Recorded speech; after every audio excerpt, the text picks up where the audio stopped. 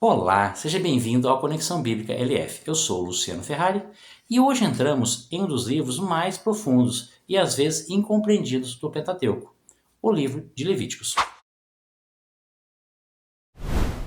Você já parou para pensar que no final de Êxodo a glória de Deus enche o tabernáculo, mas Moisés não consegue entrar?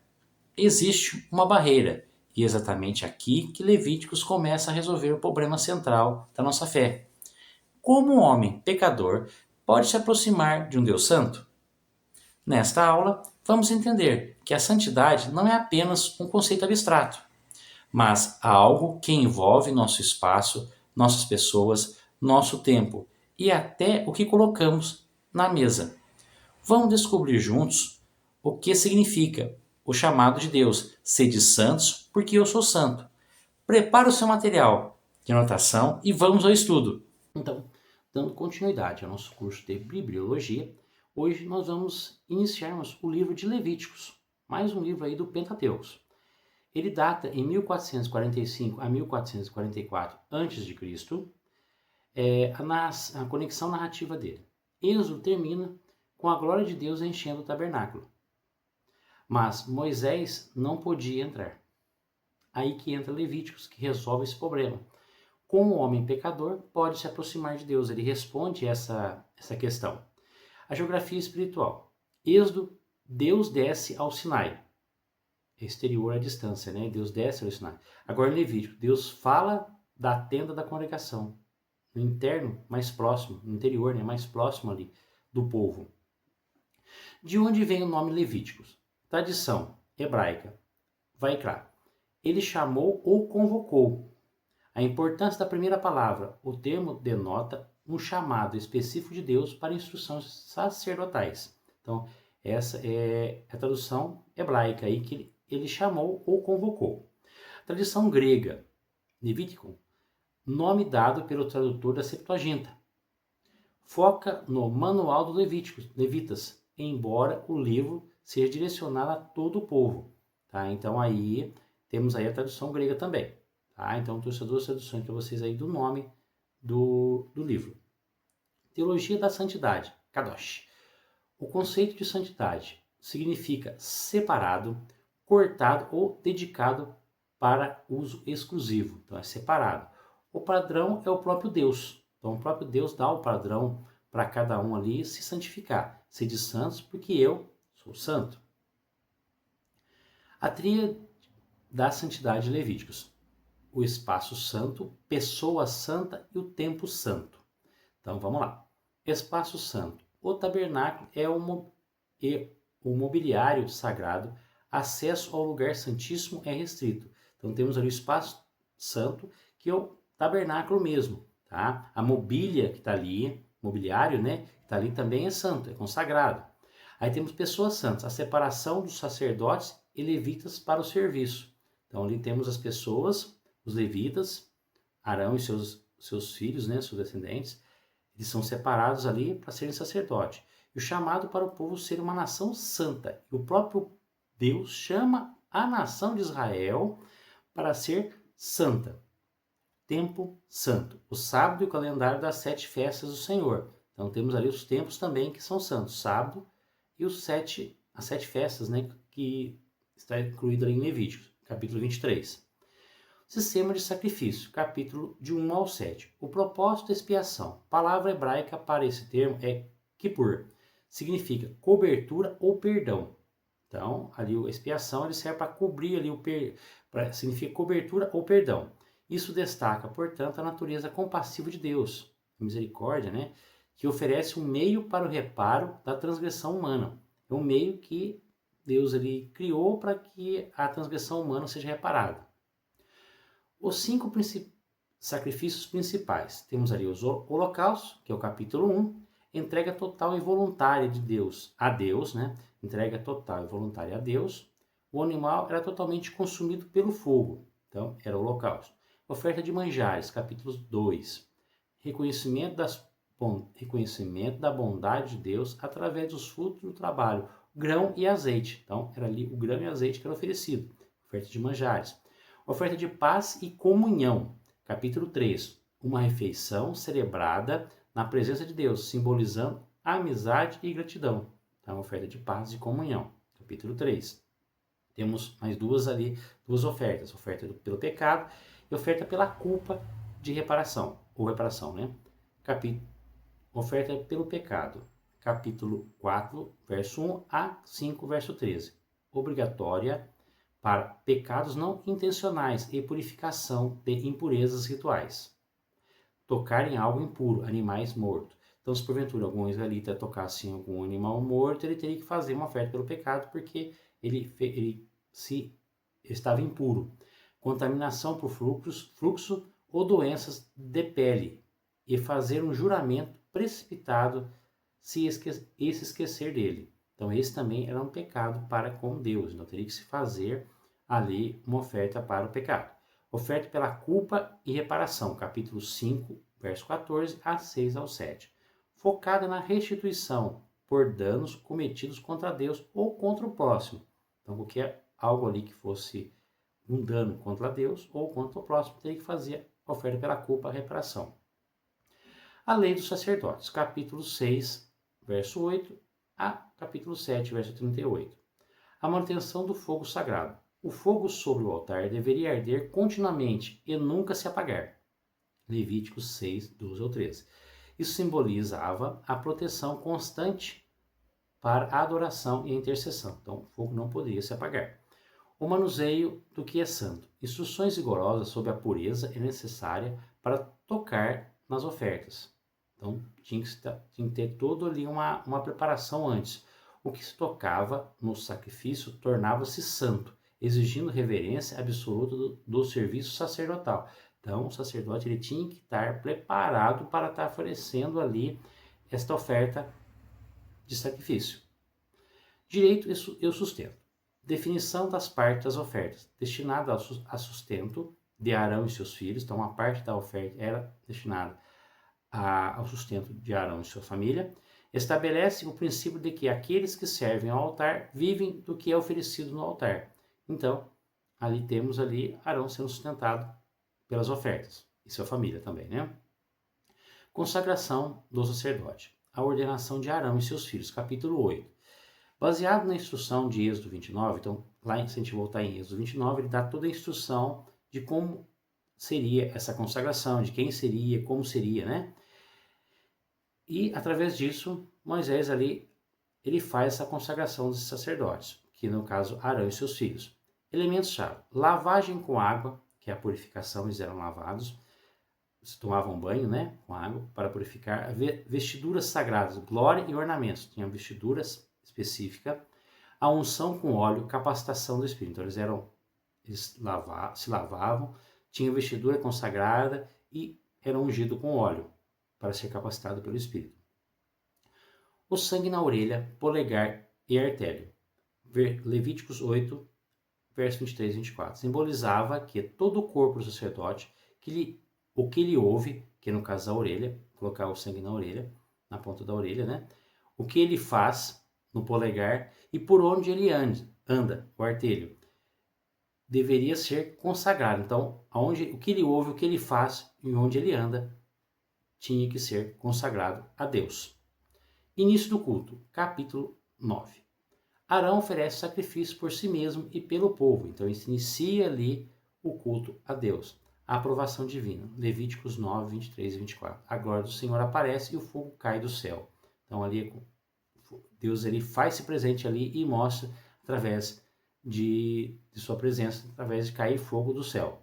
Lição: o ministério só se é legítimo quando estabelece a aprovação por Deus. Então vemos aí que só se é realmente legítimo um ministério quando Deus aprova ali. Então Deus aprovou ali, tanto que ele encheu ali a glória, Deus apareceu e caiu fogo do céu. O juízo sobre o culto profano, capítulo 10. Episódio de Nadab e Abiú, né? São dois filhos de Arão ali. A oferta do fogo estranho.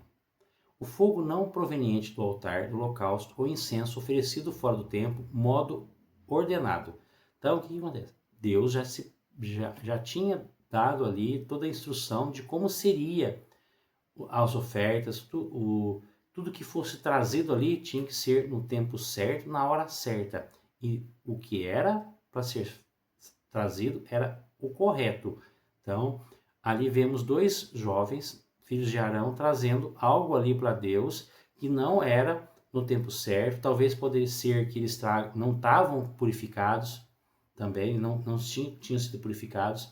Então, tudo ali levou com que eles sofressem consequências. A reação de Deus. O fogo sai da presença do Senhor e os consome. Então, quer dizer, por eles não estarem ali no momento certo, tá? Quer dizer, o fogo não proveniente do altar do holocausto, o incenso oferecido fora do templo, modo ordenado. Então, eles ofereceram algo a Deus, não no tempo certo ou de modo errado.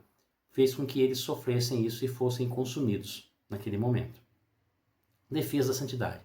Sereis santos, sereis santificado naquele que se cheguem a mim. Então, serei santificado naqueles que se cheguem a mim. Então, teria que ser santificado. A pessoa teria que realmente ser santificado. Levíticos 10, 13. Restrição ao sacerdote. A defesa da santidade. Serei santificado naquele que se chegam a mim. Então, Deus ali mostra que quem chega a ele teria que ser santificado. Restrição ao sacerdote. Levítico 10, 8 ao 11.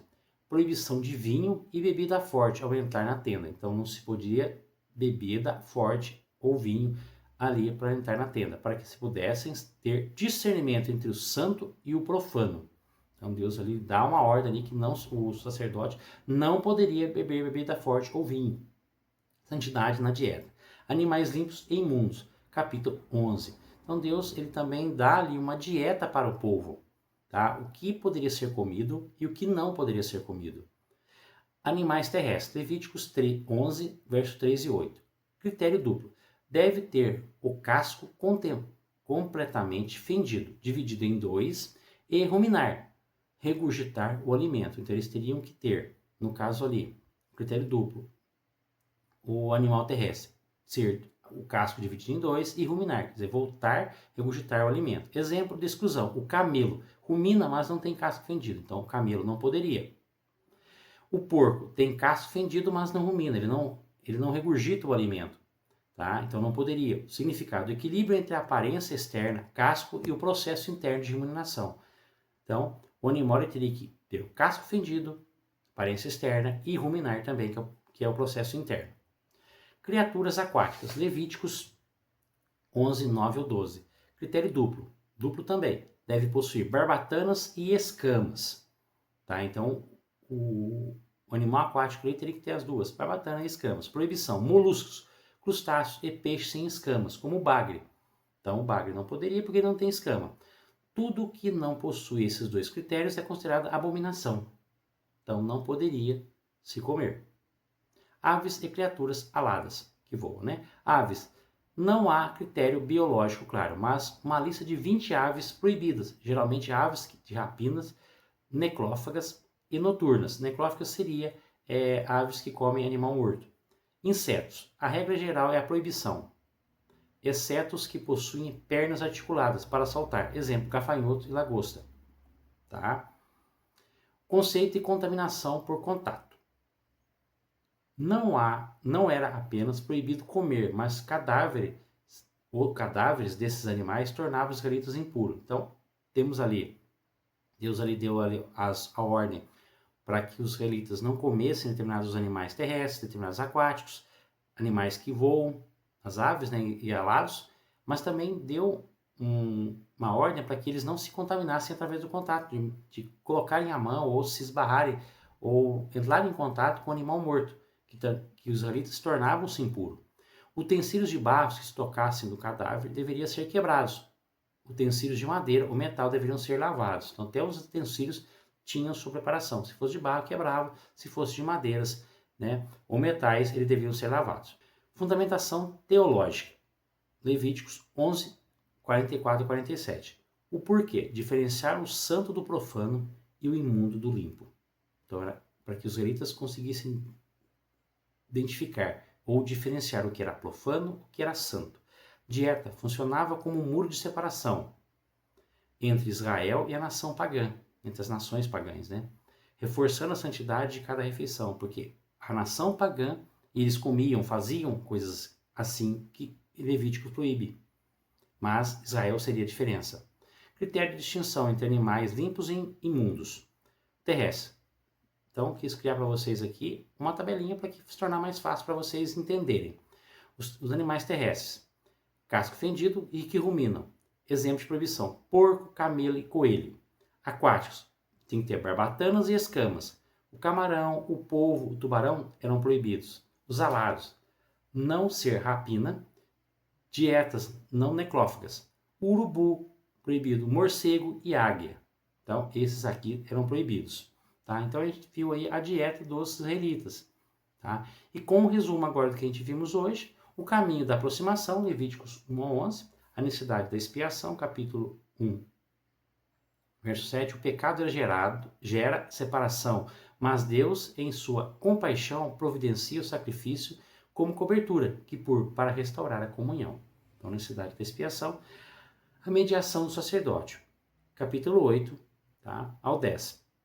A aproximação de um Deus santo exige mediadores, consagração e obediência. O episódio de Nadab e Abiú nos lembra que o zelo e o discernimento são essenciais no serviço do Senhor. Então tinha que ter ali um zelo. Sua santidade no cotidiano. Capítulo 11. A santidade não se limita ao tabernáculo. Ela deve ser praticada na mesa e em cada escolha diária. A distinção entre o limpo e o imundo molda a identidade em um povo separado. Então, a santidade não era somente no tabernáculo, mas no dia a dia. Conclusão teológica. Para habitar com Deus Santo, o homem precisa ter purificação externa, sacrifício, dieta e retidão interna, obediência, prefigurando a obra perfeita que seria realizada em Cristo. Então, prefigurando ali lá o que vai ser realizado lá no Novo Testamento por Cristo. Ao analisarmos esses primeiros 11 capítulos de Levíticos, percebemos que a santidade não fica restrita apenas ao tabernáculo. Ela invade o cotidiano e molda a identidade de um povo separado. Vimos hoje que a expiação é o caminho de volta que Deus providencia por compaixão. O sacerdócio exige zelo, obediência e discernimento entre o que é santo e o que é profano. E as nossas escolhas diárias, até mesmo o que comemos, revelam a quem pertencemos e a nossa separação para Ele.